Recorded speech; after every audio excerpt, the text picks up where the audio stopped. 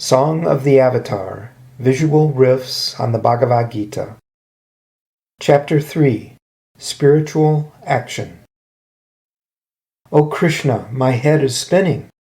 Can't you just tell me how to attain enlightenment without all this talk about overcoming desire and fighting the senses?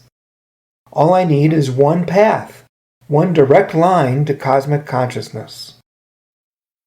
I will tell you, Arjuna, of two paths to self-realization. The first is the path of spiritual wisdom, Jnana Yoga. This is the path for those who are not overly attached to the body and the ego, for those who understand the unity of all life. But for you, Arjuna, I recommend Karma Yoga, the path of unselfish action. You are a very active person, but you need to decide whether to direct your actions toward your own happiness or toward the happiness of others. The everyday mind tends to miss the present moment because it's either thinking about past or future pleasures. While walking the spiritual path, it takes a lot of mental discipline to keep one's awareness focused on the present moment. To act unselfishly, Arjuna, greed, anger, and fear must be overcome. Money, pleasure, power, and possessions are not the real goals of life. While most people are good at doing what they like to do, the yoga of action is about doing what most people don't like to do. Spiritual seekers should try to unselfishly serve others at every opportunity. Arjuna, always remember to honor and cherish the divine spirit that exists within everyone. By serving and loving others, you will reveal your own divine nature. To enjoy the gifts of life without giving, in turn, to others is an act of thievery. Part of spiritual discipline is eating nourishing food, cooked and served with love. This is to strengthen the body-mind complex so that one might be of better service to others. But sensual eating that only satisfies the taste buds is a detriment to spiritual growth.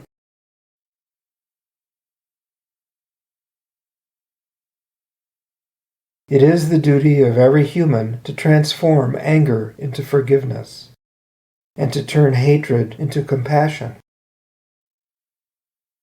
The sages say that those who live only for themselves die, but that those who live to serve others live fully and joyfully. As you walk the path, Arjuna, be sure that your words and actions never upset others.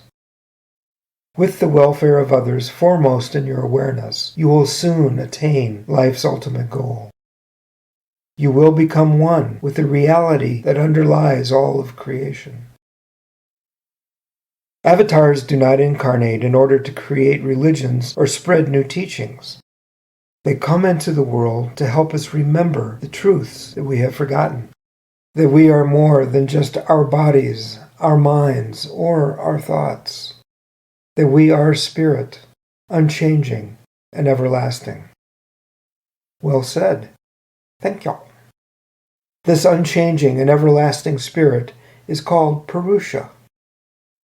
The world of change is called Prakriti. The body and the mind are Prakriti, ever-changing and temporary. The material universe of Prakriti is made up of three types of energy. The first is the energy of inertia, the energy of no energy. The second is the energy of passion and activity. The third is the energy of goodness, movement toward the light. Sound familiar? These are the three gunas that we touched upon in Chapter 2. Wait, activity calls. The higher self is beyond the world of change. Sages know that all actions are but the interplay of the gunas, and therefore the sages are not attached to the results of their actions.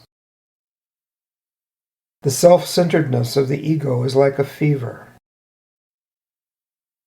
Meditation and consideration for others taken regularly will help to reduce this fever. As you walk the spiritual path, Arjuna, accept who you are. Do not let yourself be haunted by any mistakes you may have made in the past. Be patient with yourself as well as with others.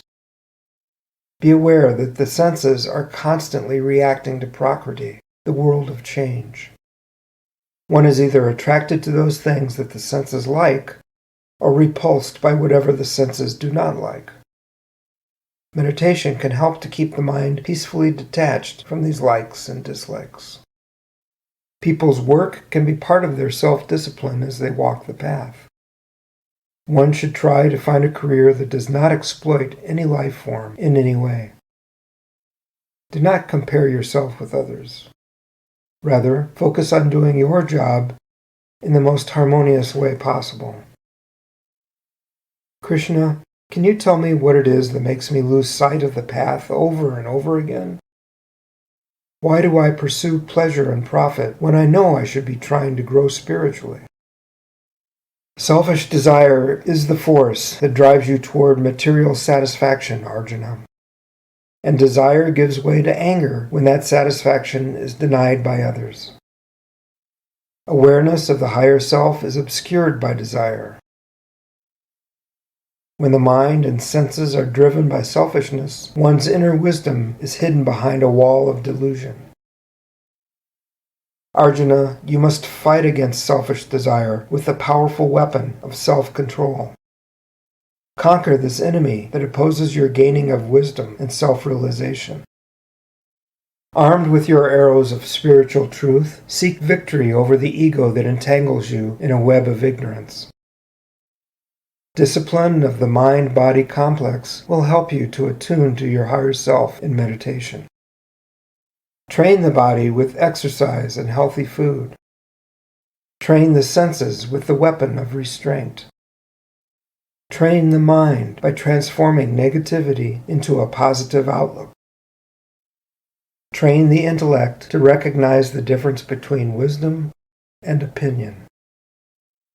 This training of the body, senses, mind, and intellect is optimized through the practice of meditation, where we go beyond these four aspects of individual life and realize our harmonious connection with all of life.